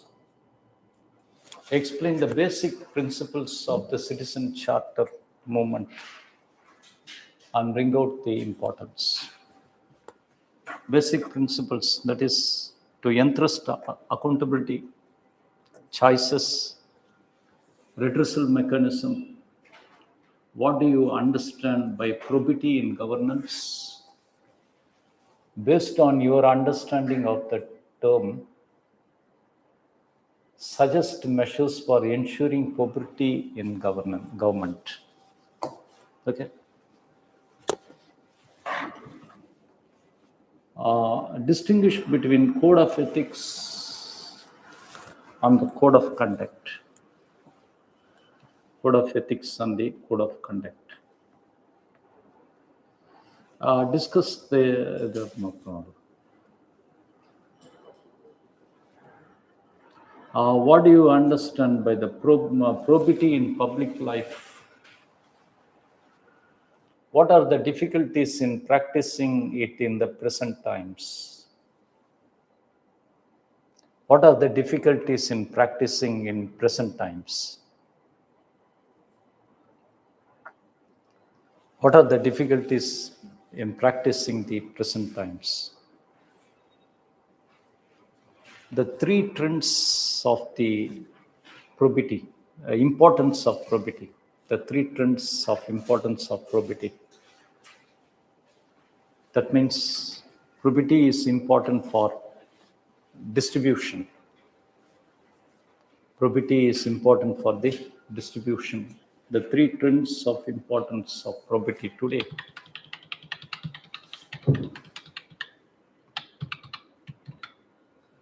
The urgent necessity of the probity. Now, probity is difficult because vulnerability of destroying public faith. Question paper leak. Vulnerability of destroying the public faith. Probity is present important today because of state role. State role, especially public servant today deals with the PPP projects. PPP projects today, enabling state. And it is important because of state as a factor of delivery, of distribution. So probity is, these are all the difficulties of the present times. How can these difficulties can overcome? These difficulties can be overcome. Probity can be overcome by the means of compliance factors, external and the internal. Code of ethics, code of conduct. Then value anchorage. Value anchors in discussions. Value anchors in the discussion. No. Okay. லைட்டாக எடுத்துட்டு எழுத வேண்டியது. இன்னும் இப்போ பார்க்க வேண்டியது எது? Information sharing and transparency in the government, right to information act, then quality of service delivery, utilization of public funds, challenges of corruption. நாளைக்கு முடிச்சலாம் ஒரே கிளாஸ். அடுத்து ஒன்று கேஸ் ஸ்டடிஸ் ஒரு கிளாஸ் முடிஞ்சு போச்சு. இன்னும் 2 கிளாஸ். Okay, see you. அப்புறம் இந்த ஸ்லைட்ஸ் அனுப்பிச்சி விட்றேன்.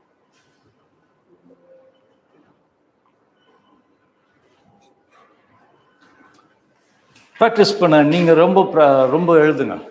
ஓகே, 2 ஆன்சர் 3 ஆன்சர் எழுதுங்க. அப்படியே கிளாஸ் நோட்ஸ்லேருந்து அப்படியே ஆன்சர் எழுது, பழைய கொஸ்டின்ஸ். ஓகே,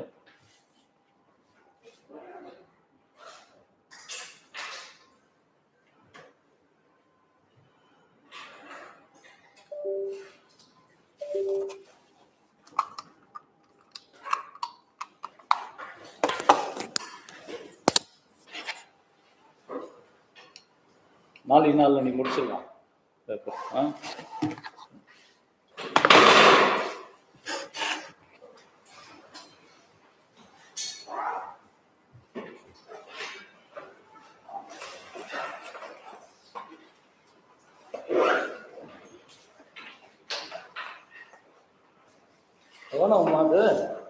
சொல்லிட்டா ரூம்ல இருந்து அந்த சிஸ்டம் வச்சிருக்கியா? ரூம்ல இருந்து தரேன்.